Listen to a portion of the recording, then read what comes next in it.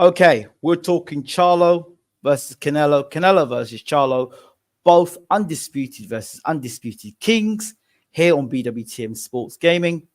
Stay right there. We'll be right back.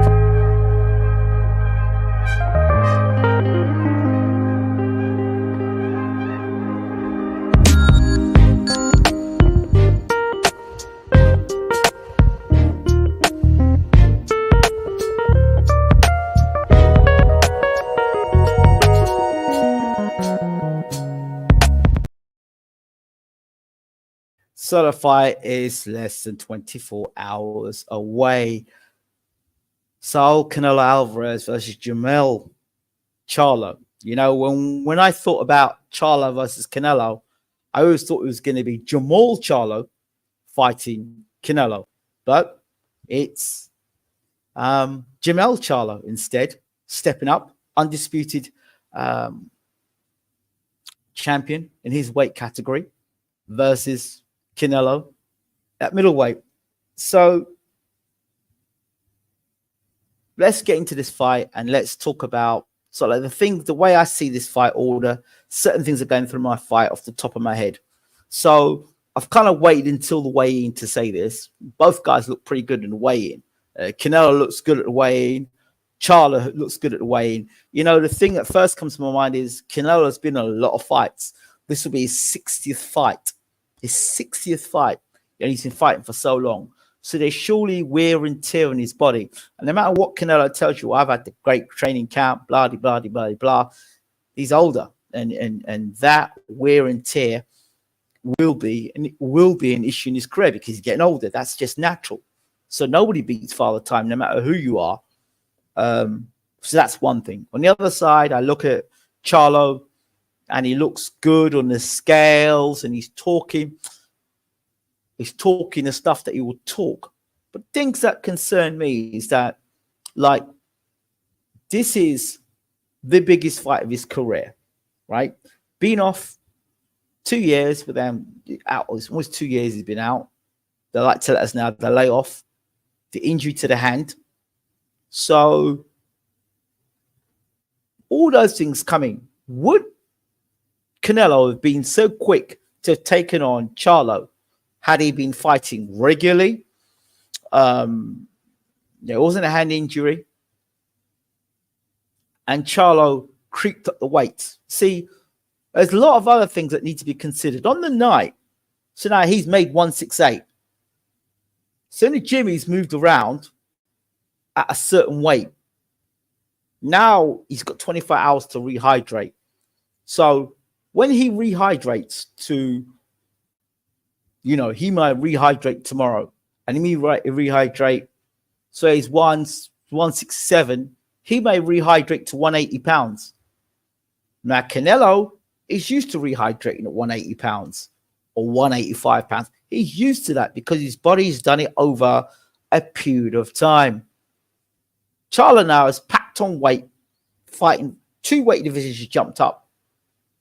He's made the scale. He's made the weight 167. Looks great. Looks fantastic. But what about the next 24 hours? What about between now and fight time? And then how much of that extra weight is going to help him or is going to hurt him?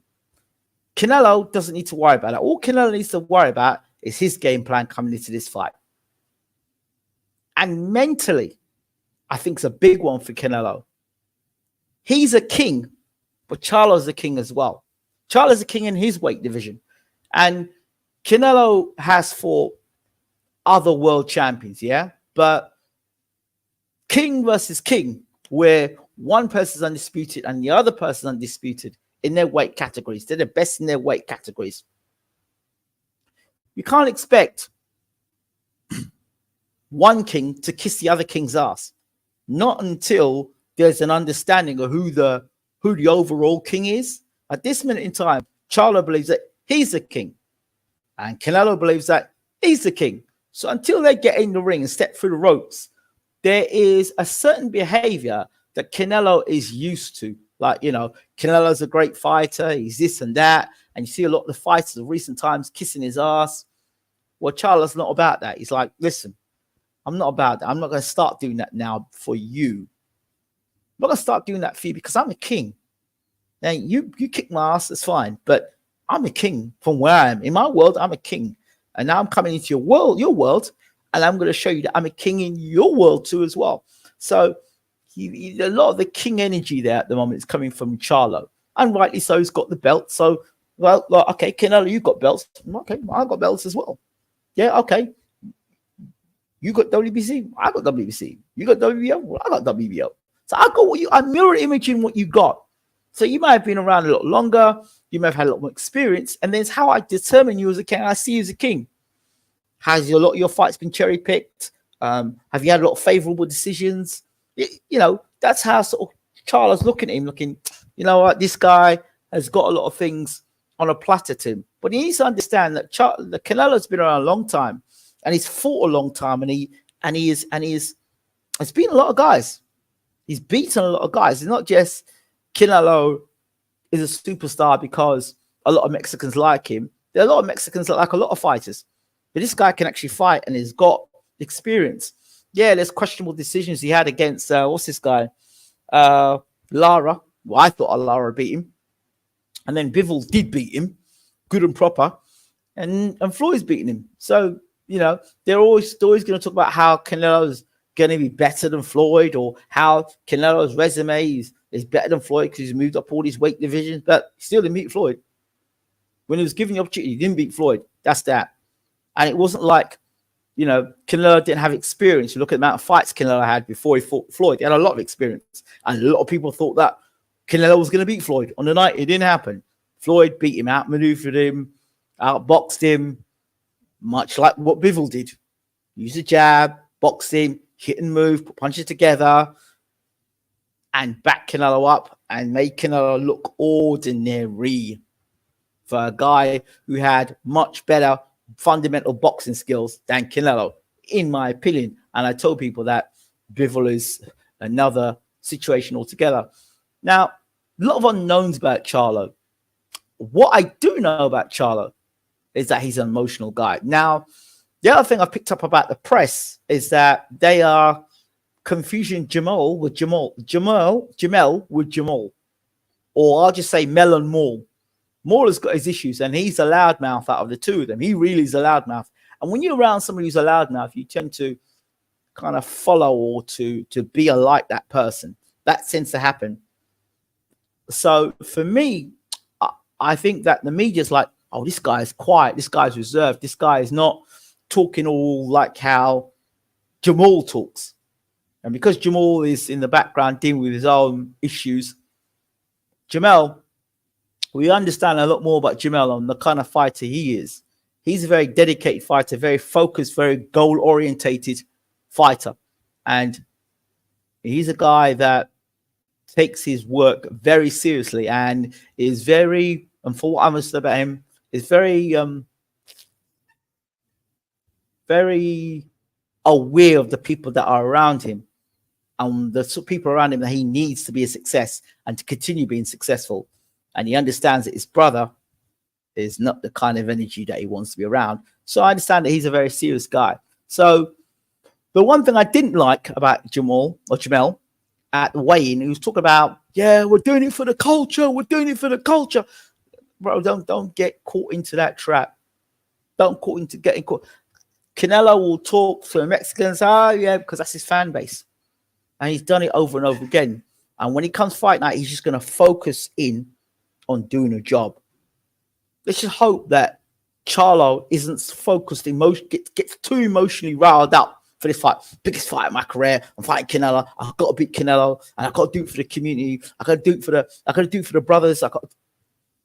Bro, get in the ring and box. Don't get emotional.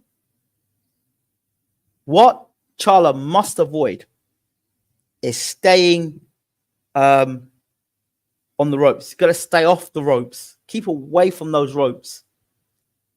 The other thing he must ensure when he's fighting, apart from being off the ropes, he's got to take the fight center ring and use lateral movement. He's got to tie Canelo up. Now, Canelo, for all the people that talk about Canelo, Canelo's not a guy. It's not like Brian Castaño.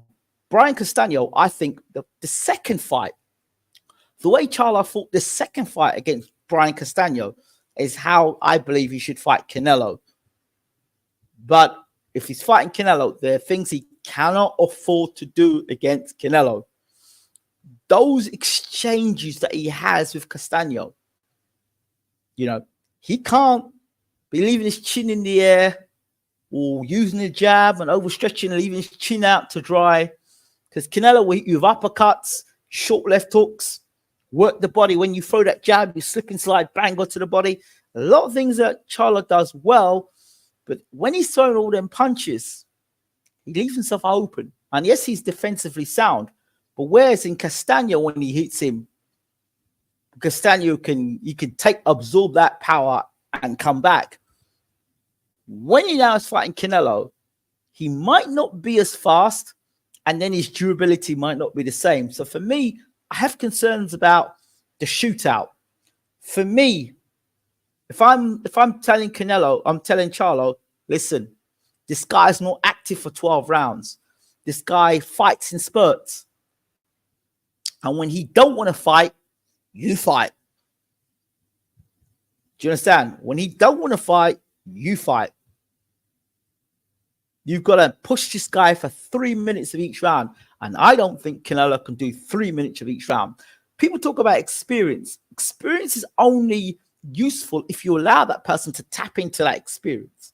So, for example, I said this about Anthony Yarde when he fought Kovalev. I said, if you allow Kovalev to stand on the edge, and use that jab on you, forget it, because that's an experience he has. You get behind that jab and letting that right hand go. Can't afford guys with that sort of experience to get into grooves quickly. It's a problem. What Charlo has to do within the first 30 seconds to a minute in the first round, he has to get across to Canelo and hit him very, very hard and let Canelo know tonight is not that night. And he's got to rock Canelo. He's got to hurt Canelo early on, early doors. And if he doesn't hurt Canelo early doors, well, I'm afraid that Charlo, you are in big trouble. You are in big trouble. And you're in big trouble going down the stretch, because now you're going to go down the stretch with that weight on you. I'm not talking about the weight. That's the 168 pounds that you've been training to make. I'm talking about the 24 hours, that gap there where you're going to put on weight. And what that weight I would call unnatural weight. Where you look when Canelo puts it on, it's because he's been at the weight for a while between super middleweight, light heavy. So he's been on. It's when he packs that weight on, it's natural for him. But now when you're packing that extra weight on within the next 24 hours, how do you know the weight that's going to make you sluggish and the weight that's going to make you optimum? So what, are you going to starve yourself between the 24 hours? So you stay at 168 or 170? What are you going to do? You're going to come in at 175, so then you're actually fighting a light heavyweight. And for Canelo, he's going to be comfortable with that. But are you going to be comfortable, Charlo, with that?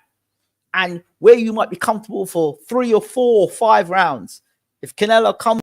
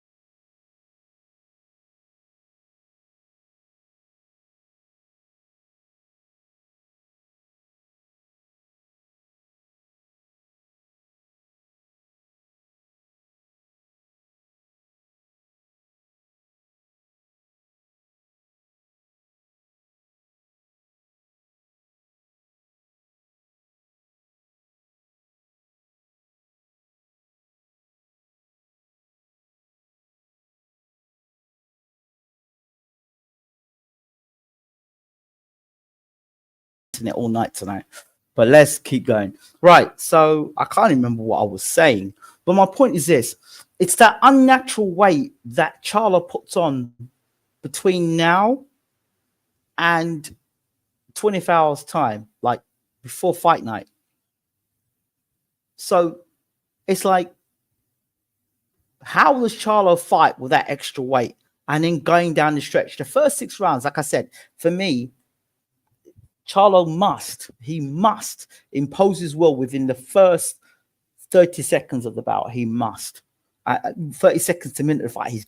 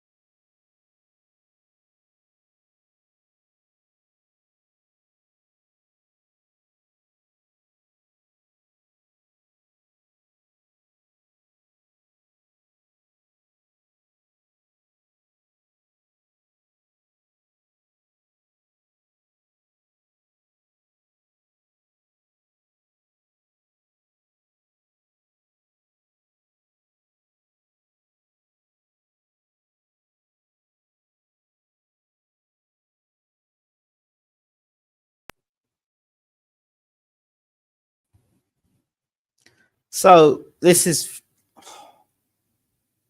extremely frustrating tonight to do this breakdown. But anyway, so I'm going to finish off by saying this. I think this fight comes down to two things. It comes down to whether Charlo can hurt Canelo early and get his work done inside the first 6, I believe.